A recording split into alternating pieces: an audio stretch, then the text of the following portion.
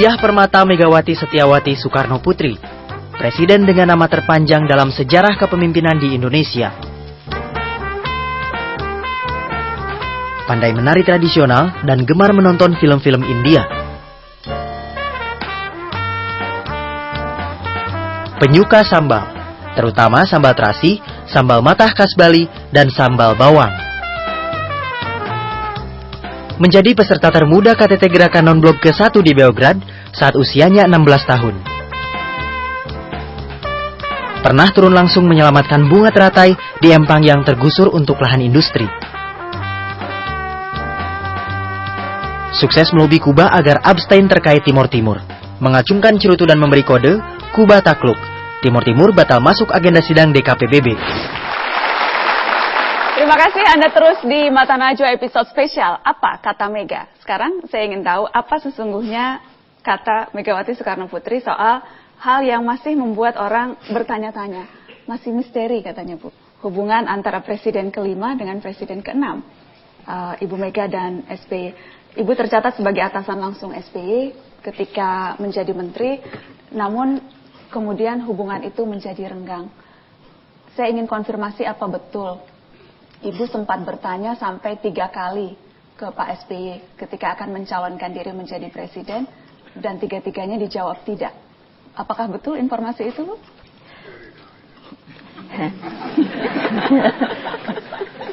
Jadi sebenarnya tidak seperti begitu.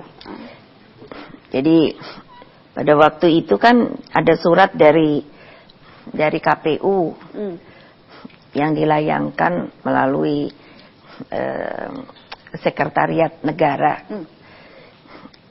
Urusannya sebetulnya untuk bisa mengetahui apakah dari kabinet gotong royong itu kan ada ketua umumnya yang akan nantinya ikut berkampanye. Karena kan di sana dikatakan kan tentu harus ada izin. Dan juga berarti kan membuat jadwal yang tentunya harus dilaporkan ke KPU. Nah, saya waktu itu ditanya oleh sekretaris negara saya, apakah ini akan segera dijawab atau tidak, Ibu Presiden. Oh, saya kira ini karena perlu, jadi lebih baik kita buat sebagai rapat. Jadi saya bikinlah rapat dengan semua menteri mereka yang saya anggap, jadi tidak kesemuanya yang saya anggap itu kemungkinan akan ikut. Jadi ya tentu dong saya membuka rapat dan bertanya. Saya dapat surat dari KPU dan ini harus dijawab. Dan menurut saya, karena di antara kita ini ada yang sebagai ketua umum, saya katakan seperti saya ketua umum, pada waktu itu Pak Hamzah juga ketua umum, waktu itu ada Pak Yusril, itu juga ketua umum, apa lagi ya. Sehingga ya saya lebih baik mendapatkan jawaban secara langsung. Jadi ya saya tanya toh satu-satu ya. Kalau seperti Pak Hamzah mengatakan, meskipun saya ketua umum, tapi belum mendapat perintah dari partai. Sehingga saya belum tahu apakah akan ikut dan membuat jadwal. Pak Yusril begitu, sampai kepada Pak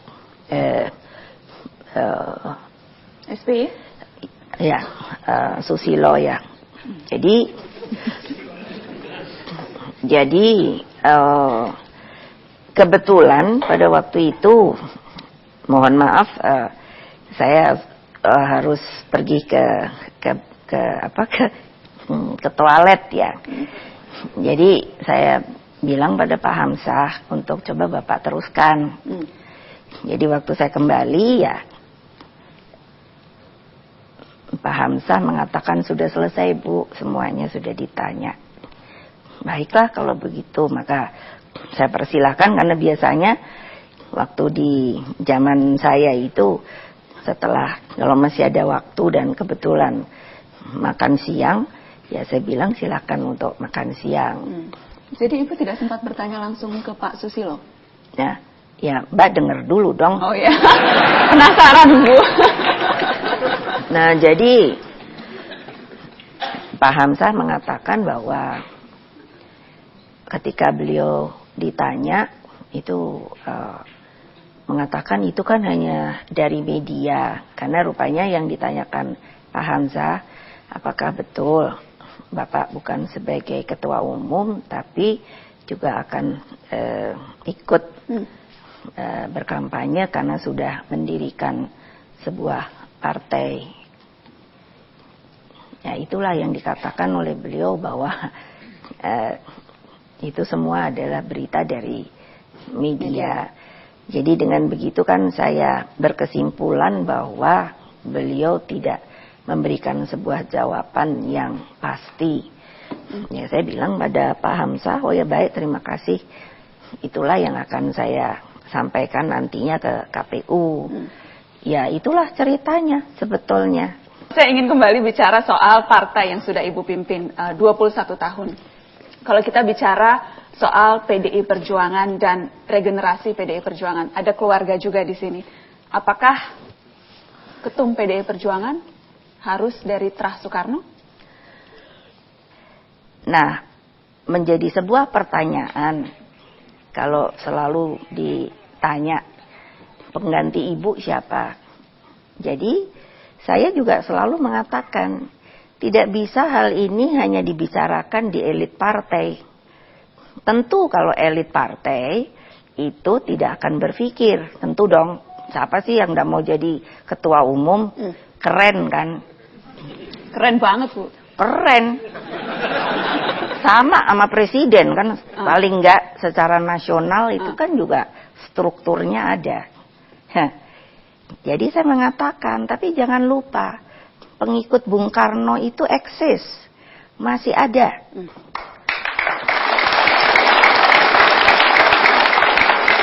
Nah, dan itu tidak bisa terus saya nyuruh-nyuruh, kamu mesti ikut loh, kamu mesti ikut, nggak bisa.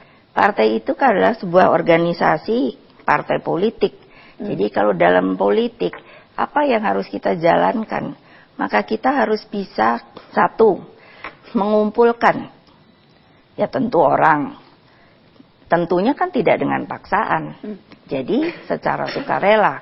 Makanya mereka yang masuk ke PDI Perjuangan sekarang, itulah yang harus proaktif mencari dan masuk. Yang berikutnya itu harus bisa mengorganisir, makanya namanya organisasi. Kita organisir kumpulan itu. Nah pertanyaan saya, katakan kalau di bawah masih menginginkan dari paling tidak keluarga dari Bung Karno, karena yang tadi saya katakan mereka itu eksis. Ketika terjadi pemilu-pemilu, PDI Perjuangan menurut saya itu kan tidak pernah bisa diturunkan kecuali ya waktu zaman Orde Baru. Karena itu kan suatu rekayasa yang sedemikian rupa, yang saya bilang itu sifatnya sudah otoriter. Ya 33 tahun itu kan kita sudah tahu bakal menangnya itu siapa.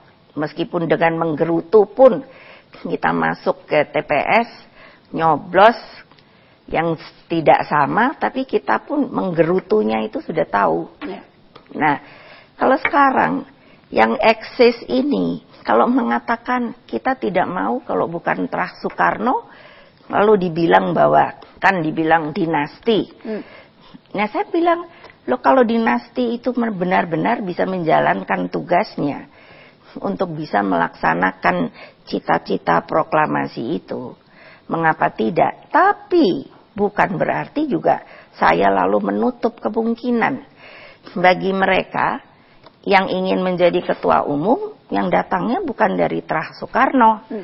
Apakah Ibu merasakan ada euforia pemilu 2014 atau sama saja dengan pemilu-pemilu yang sudah kita lewati sebelumnya? 2014 ini malah saya mikir hanya satu saja yang saya berdoa terus. Saya tuh terlalu bikin heboh sendiri kalau wah Pak Jokowi bersama Bu Mega itu memang jadi orang-orang yang lebay, sebetulnya nggak ada apa-apa.